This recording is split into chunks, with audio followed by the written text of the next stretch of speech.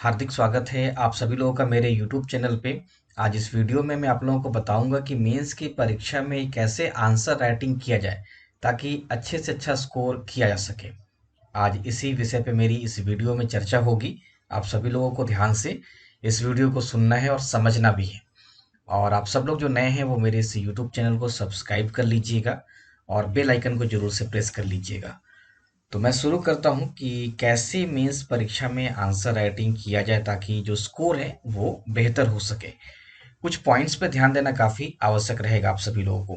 एकदम ध्यान से सबको समझते चलिएगा। मैंने पॉइंट वाइज सब कुछ बताया है और आपको इस डिस्प्ले पे दिखाई दे रहा होगा 5 पॉइंट। तो 5 पॉइंट को समझाऊंगा आप लोगों को, उसके बाद फिर आगे का भी। तो कुल मिलाकर के 11 पॉइंट मैं बताऊंगा।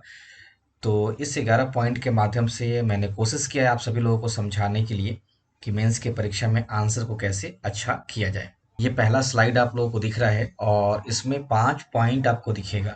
तो मैं बारी बारी से पांचों पॉइंट को समझाता हूं और फिर अगले पॉइंट की तरफ बढ़ूंगा। तो कुल मिलाकर के 11 पॉइंट्स के माध्यम से मैंने इस वीडियो में बताने की कोशिश की है कि मेंस की परीक्षा में आंसर कैसे लिखा जा सकता है।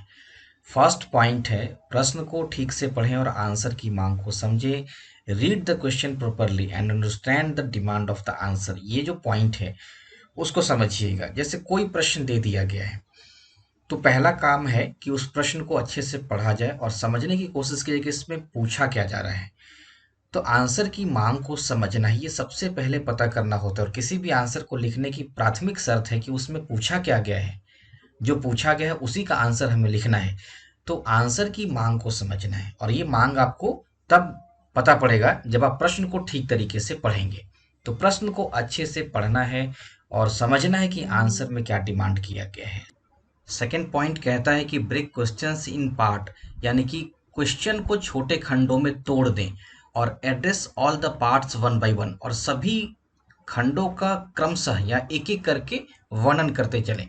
तो जो भी प्रश्न पूछा जाता है एग्जामिनेशन में, अगर उसका साइज थोड़ा बड़ा है तो उसको छोटे छोटे खंडों में तोड़ देना है और उसके बाद सभी खंडों का एक एक करके वर्णन करते चलना है। तीसरा पॉइंट है स्ट्रक्चर और सेंटेंस फॉर्मेशन। तो किसी भी प्रश्न का सबसे पहले आंसर लिखने क्रम में स्ट्रक्चर जरूर बनाएं।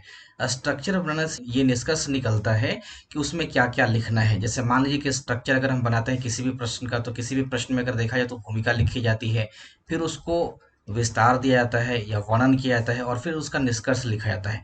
तो ये जो विस्तार वाला हिस्सा है, जो एनालिसिस वाला हिस्सा है, उसी में आपको तय करना होगा कि प्रश्न में पूछा क्या गया। जैसे मान लिया जाए कि 1857 की क्रांति पूछी गई है, उसके कारण पूछे गए हैं या उसके परिणाम पूछे गए हैं, उसकी विफलता के कारण पूछे गए या उसका स्वरूप पूछा गया है। तो स्ट्रक्चर बनाने से कम जो कुछ भी डिमांड किया गया है प्रश्न में वो आपको लिखने में मदद मिलेगी और उसके अनुसार आप वाक्य बनाते चले जाइएगा। तो सेंटेंस फॉर्मेशन भी बहुत इंपॉर्टेंट है और सेंटेंस फॉर्मेशन में शब्दों का चयन बहुत ही महत्वपूर्ण स्थान रखता है। और ये सेंटेंस फॉर्मेशन की जो कला है वो तब आपको आएगी जब आप लगातार आंसर राइटिंग करते रहेंगे। तो थर्ड पॉइंट भी काफी इंपॉर्टेंट आपके लिए रहेगा। फोर्थ पॉइंट है strong introduction and strong conclusion must. यानी कि अगर कोई प्रश्न की शुरुआत करते तो उसको भूमिका जो है वो दो तीन वाक्यों में, दो तीन सेंटेंसेस में काफी प्रभावशाली भूमिका होनी चाहिए। और ठीक उसी तरीके से जब आप किसी क्वेश्चन को आखिरी रूप देते हैं तो उसका जो निष्कर्ष है वो भी सकारात्मक और स्ट्रांग होना चाहिए। तो फोर्थ पॉइंट भी आपके लिए बहुत इंपॉर्टेंट है, इस पर ध्यान दीजिएगा। ये सब का सब आंसर राइटिंग से ही डेवलप होगा।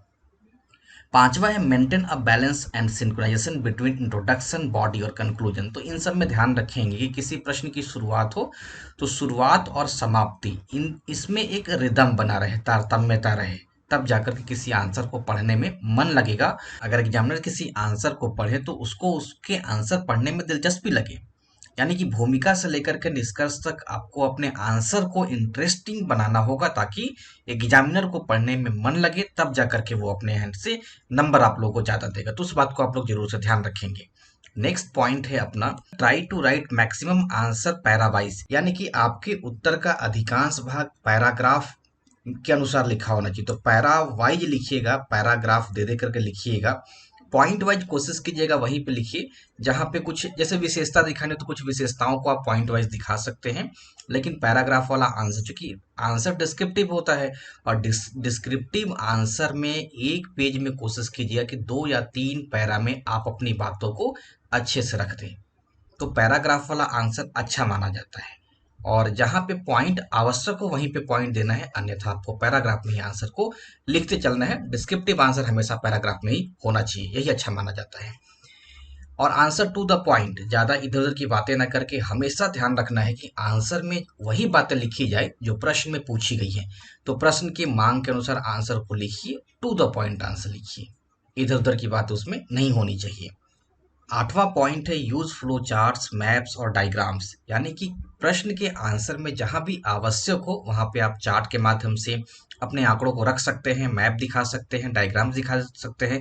तो इन सबको दिखाने से आंसर का जो रिप्रेजेंटेशन होता है वो बहुत ही अच्छा हो जाता है, जो प्रस्तुतिकरण है वो भी शानदार दिखता है, और जो बातें हैं या आंसर में जो लिखी गई बातें हैं उसको समझना भी आसान हो जाता है।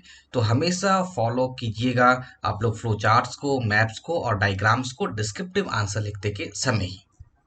9वां है multi dimensional answer. Multi dimensional answer का मतलब हो गया कि आप अपने आंसर को थोड़ा विविधता बनाते हुए उसको अन्य पक्षों से जोड़ करके भी लिख सकते हैं। तो इस कारण से आपका जो आंसर है वो और अच्छा हो जाता है, उसमें बहुत सारे डायमेंशन भी शामिल हो जाते हैं। बजाय ध्यान रखना है कि उसमें बेतरतीब की बातें नहीं हो, वो उस आंसर से भटकाव न लिया हो, यानी कि उस आंसर से जुड़ी बातें ही लिखनी है, लेकिन अलग अलग पक्षों को शामिल करते हुए अगर लिखा जाए तो ये आंसर सटीक हो जाता है। 10वें नंबर का पॉइंट है कुछ एग्जाम्पल को भी दीजिए। बाय द वे, जैसे मान लीजिए कि पॉलिटी है, अगर सुप्रीम कोर्ट के जजमेंट से जुड़ा कोई अगर उदाहरण आपको आता है तो आपको उसमें लिख देना है। भारत के भूगोल में अगर देखा जाए तो हाँ, अगर कुछ नवीन ऐसी घटना घटित होती है या कुछ ऐसा एग्जाम्पल दिखता है तो आप लोग उसको जरूर शामिल कीजिएगा। तो इंक्लूड फ्यू एग्जाम्पल, जैसे बिहार में देखिए कला और संस्कृति में अगर देखा जाए तो मधुबनी पेंटिंग में हमेशा किसी न किसी कलाकार को कभी पद्मश्री मिल जा रहा है, पद्म विभूषण अगर मिल जाता है या और भी कुछ अच्छा प्राइज मिल जाता है, तो आप लोग उसको जरूर से जोड़िए। लास्ट पॉइंट है अपना कोट्स। बहुत सारे सेक्शन में कोट्स का भी इस्तेमाल होता है। जैसे इतिहास के प्रश्न को अगर डिस्क्रिप्टिव फॉर्म में लिखिएगा तो इसमें कोट्स का इस्तेमाल होगा। मधुबनी पेंटिंग हो गया, उसमें भी कोट्स का इस्तेमाल किया जा सकता है अगर कोई ऐसा हो स्टेटमेंट। जैसे मौर्य कला के बारे में, चंद्रगुप्त मौर्य का जो राजप्रासाद है जो पाटलिपुत्र में स्थित है उसको देख करके फाहियान ने देव निर्मित महल कहा था। तो कुछ ऐसे कोट्स का भी इस्तेमाल कीजिए, पंडित नेहरू का कीजिए, वल्लभ भाई पटेल का कीजिए, महात्मा गांधी का कीजिए। तो इन सब तमाम विभूतियों की कोट्स को शामिल करके अपने आंसर को और अच्छा किया जा सकता है। तो बहुत ही आसान शब्दों में मैंने आपको मेंस के आंसर को लिखने का और अधिक नंबर प्राप्त करने के कुछ पॉइंट्स के बारे में इंडिकेट किया है। आप लोगों को बहुत बहुत शुक्रिया इस वीडियो को देखने के लिए। अब अपनी राय, अब अपना सलाह, अपना सुझाव जरूर दीजिएगा। Thank you.